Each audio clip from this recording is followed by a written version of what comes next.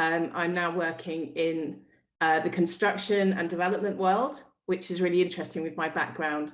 So I'm sure a lot of you have heard about Lendlease. So we're creating communities and places which concentrate very much on social, environmental and economic values. It's a very exciting business.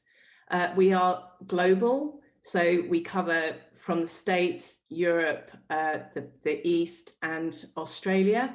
I'm very much focused in Europe, but obviously do hear what's happening in the rest of the business. And we are a huge global business, which is very exciting.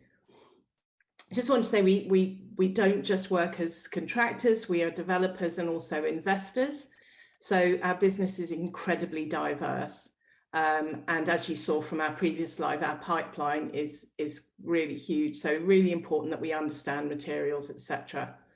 Something we're really concentrating on now, and I know this is different across all the regions in the world, but something we're really concentrating on in Europe at the moment is our mission zero, trying to meet net zero carbon by 2025 within our business, and absolute carbon zero by 2040, which is proving to be a huge challenge.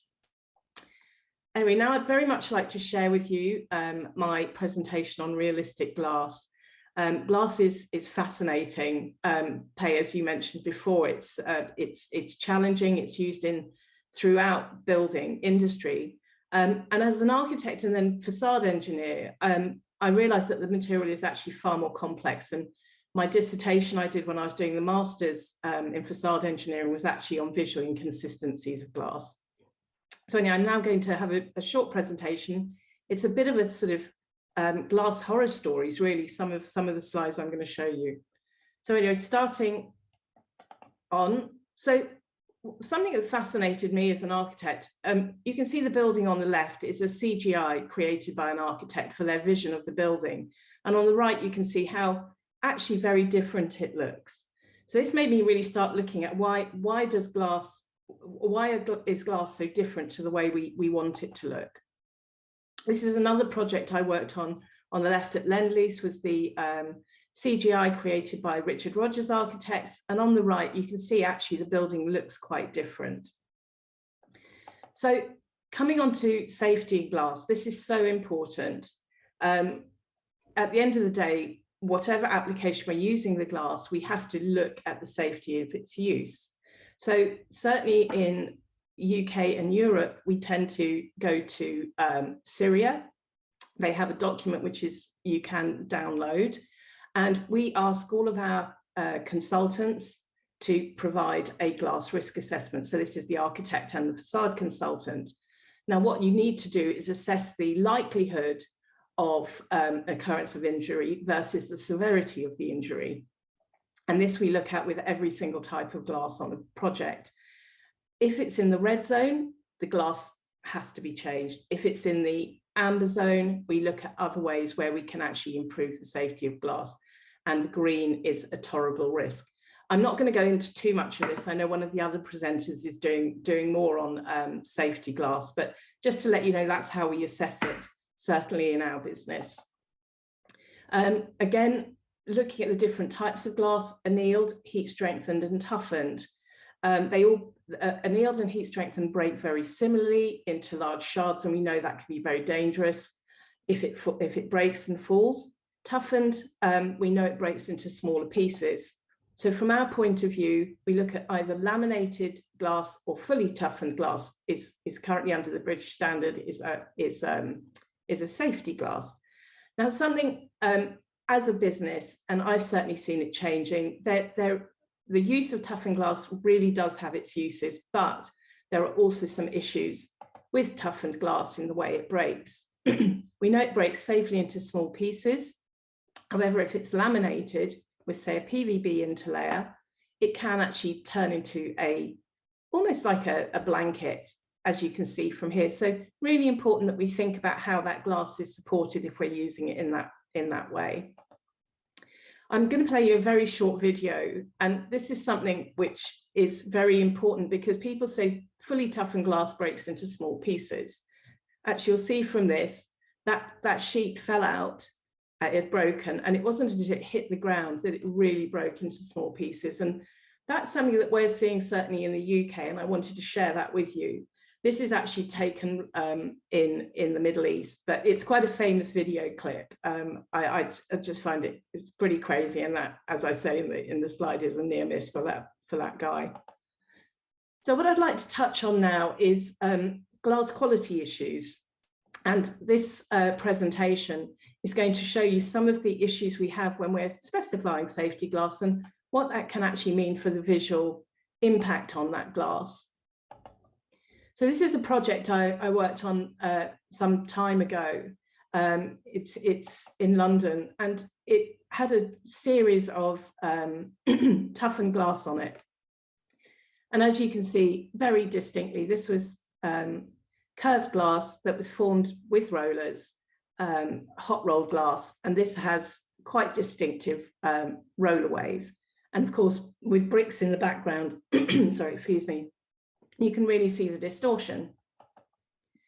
This is another project where, again, tempering caused edge distortion of the glass. And again, if you've got something you can see behind the glass, then you tend to pick this up. Again, we wouldn't have known there was edge distortion on this particular piece of glass, except for the fact there was a crane in the background. So these are, I find these fascinating. And actually with this particular project, because we had brickwork, etc., we had very much square pieces of glass. We understood from the manufacturing process, this was actually causing some of the problems with the edge distortion.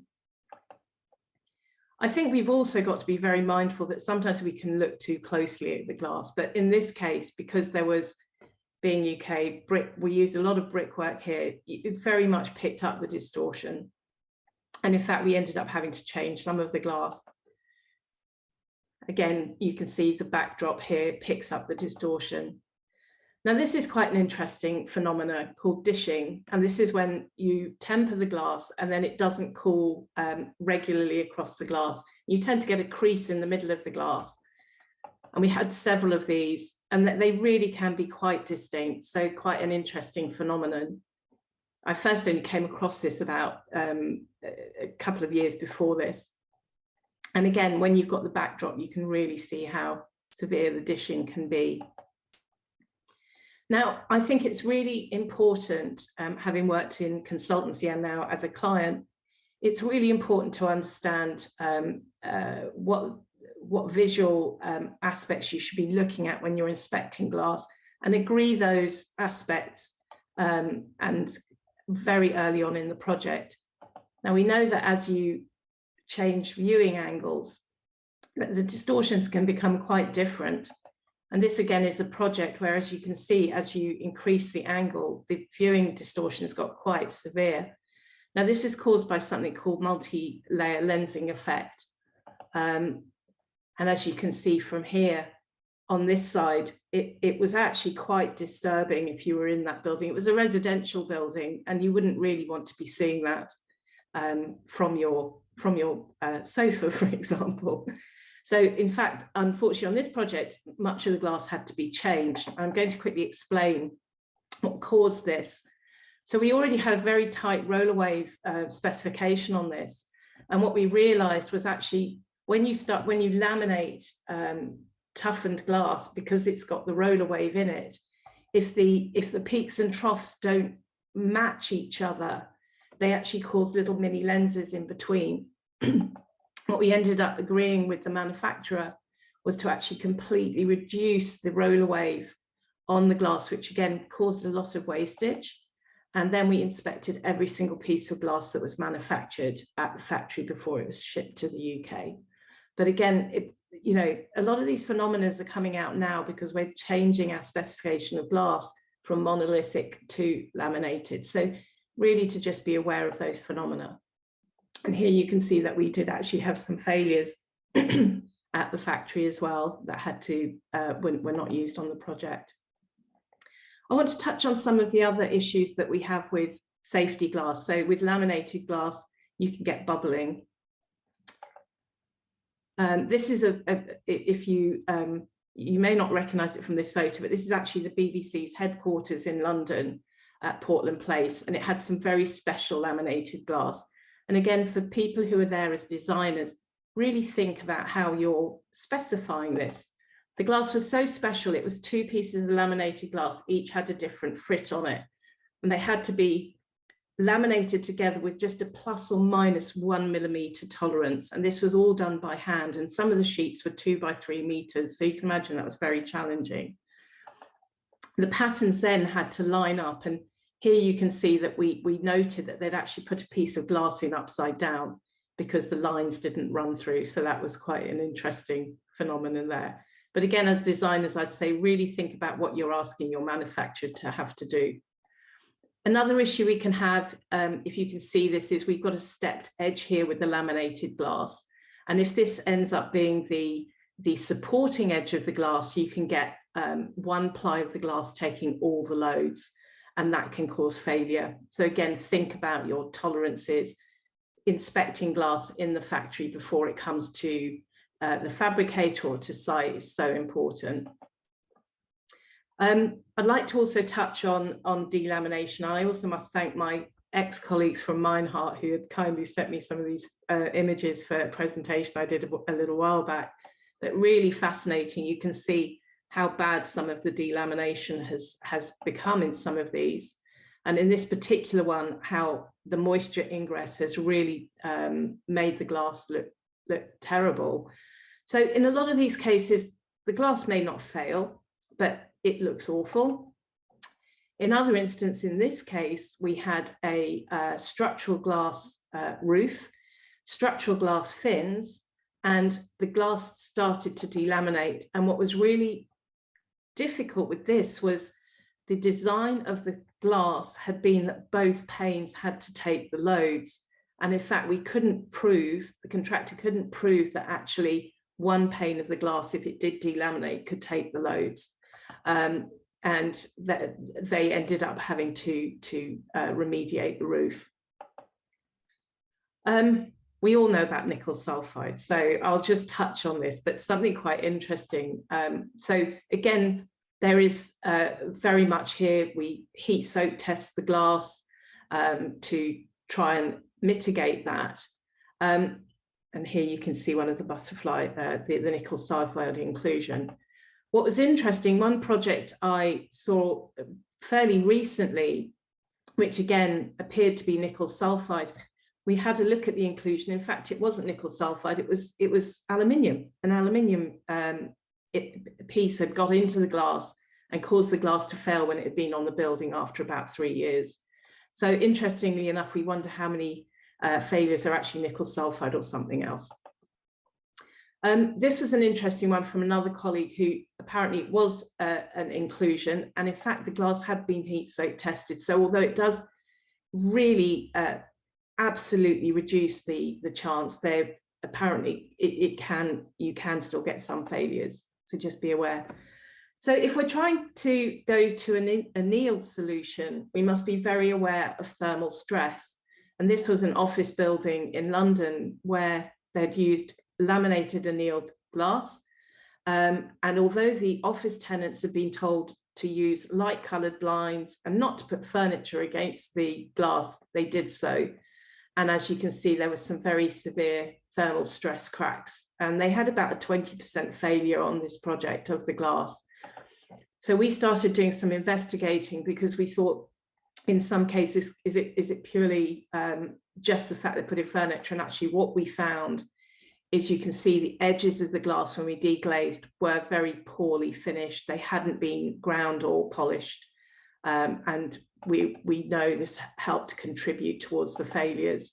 So again, a lot of this glass had to be remediated. So this was another project, which again, the visual on the left, this is in Dubai, and this is it built. I worked on it very early on. And what we had tried to do is to look at as much of the glass being cold bent as possible so that you didn't get those visual distortions. Unfortunately, in the end, a lot of it was cold bent, but some of it where you can see the lighter blue had to be slump formed and then chemically toughened. And actually you ended up with quite a different color. So it's so important to get testing of your glass done before. This is not a great photo, I'm afraid, but again, showing glass that's all supposed to have the same coloured coatings. The one on the left is curved. The one on the middle one is supposed to have been tempered, used the same coating as the curved, which was temperable coating, but wasn't tempered. And the one on the right has got yet a different coating. So again, not great from a visual point of view. This again was courtesy of one of my colleagues at Meinhardt, who I believe is on the call today. So this was quite an interesting one where, again, the coatings were supposed to be the same for the flat and the curve. They were supposed to give the same visual appearance, but didn't. What I would say from this is it is so important to get sampling done of any glass that is in any way different. Really, really important. One I just wanted to touch on again is visual defects due to the tempering, is anisotropy, which we see both in flat and curved glass. And here's another example. One I wanted to also pick up is on these white lines, is what we call white haze, where the rollers pick up and cause issues with that. I just wanted to cover this. This is very much, it's so important that we think about how we view the glass. So highly reflective glass, and I know in certain parts of Asia where I'd worked, there was a limit on how much reflection your glass could show. And I think this is just to give you some examples of how severe it can be and how it can then pick up distortions due to roller wave if the glass is tempered. Again, it's very important understanding reflectance and light. So this is when I was working at Meinhardt, this was a building right next door to our office. And I used to look at it every morning, and in the mornings it looked fine.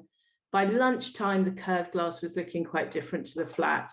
And when it was really sunny, you could see it was quite different. So I just wanted to show you, it's about understanding glass during the whole day, during all the different seasons, how it might change in look.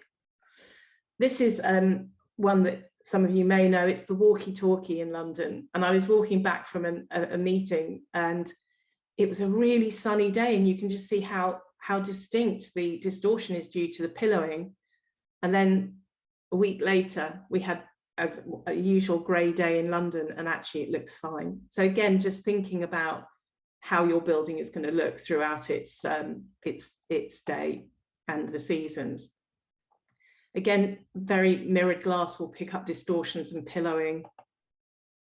And again, just some of my pictures I've collected over the years showing how different coloured glass, different mirror effects give you some distortions.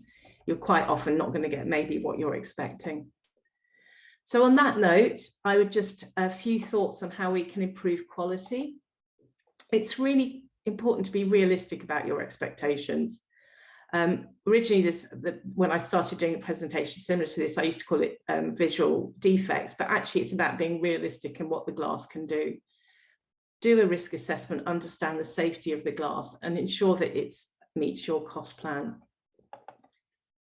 In respect to procurement and installation, so important on sampling. So often sampling and testing, we'll say, oh, maybe we shouldn't spend the money on it, it'll be fine. And actually then you find it gets to site and it's not what you want.